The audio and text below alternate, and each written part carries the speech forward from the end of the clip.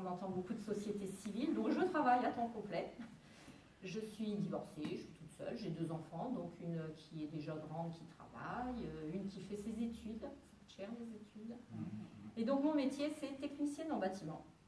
Ah bon? Je suis spécialisée dans l'aménagement des domiciles pour les personnes âgées et handicapées. D'accord. Donc je travaille pour l'association qui s'appelle le Comal Solia 51.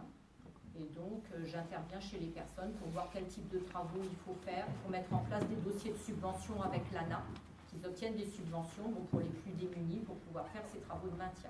Le Comal aussi intervient au niveau des rénovations énergétiques.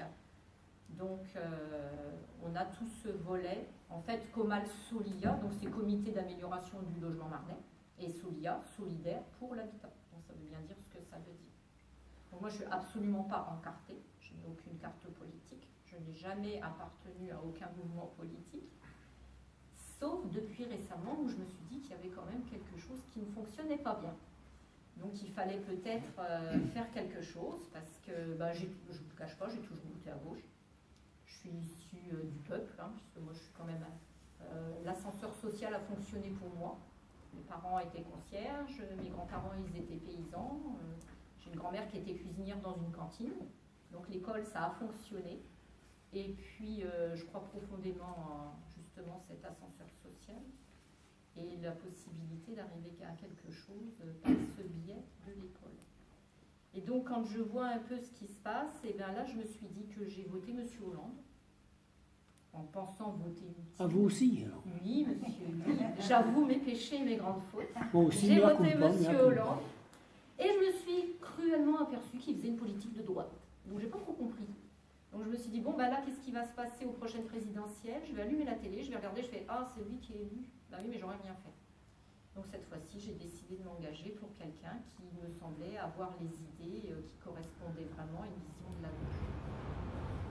Et qui surtout avait un programme. Donc j'ai commencé par acheter le programme, regarder un petit peu, aller sur sa chaîne YouTube, voir un peu ce qui se racontait, et puis de fil en aiguille, un peu de plus en plus, de plus en plus.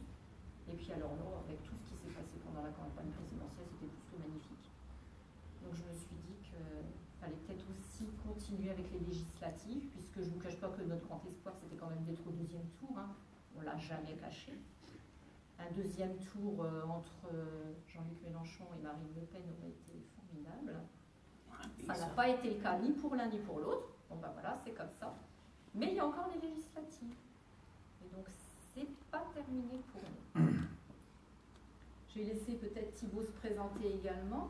Alors moi je suis Thibaut Fontaine, j'ai 31 ans, je viens de l'Aisne et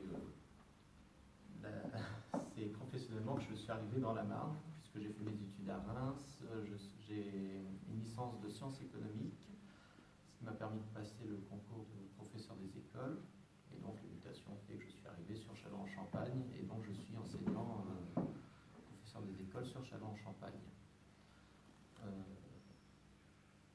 J'avais aussi voté Hollande. Et j'ai été très très déçu du passage en force sur beaucoup de sujets. Et donc je crois que j'allais arriver désemparé aux élections présidentielles et j'ai vu Jean-Luc Mélenchon chez Laurent Ruquier.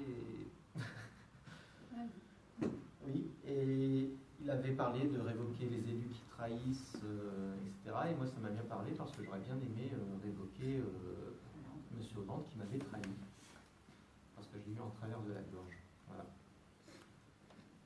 Donc moi, je vois des choses à améliorer. La 6ème République, je la voulais parce que on vit dans une fausse démocratie et pour moi, j'aimerais que le peuple soit interrogé sur des questions de prendre la démocratie. Les responsables politiques qui n'interrogent pas les citoyens sur la question européenne, par exemple, parce qu'ils ont peur du résultat des urnes, je ne trouve pas ça normal. C'est le peuple qui décide. Les élus le représentent, ils ne sont pas là pour se représenter eux-mêmes. Donc voilà, moi je voulais plus de démocratie. Oh, je vais reparler un petit peu du rôle des députés.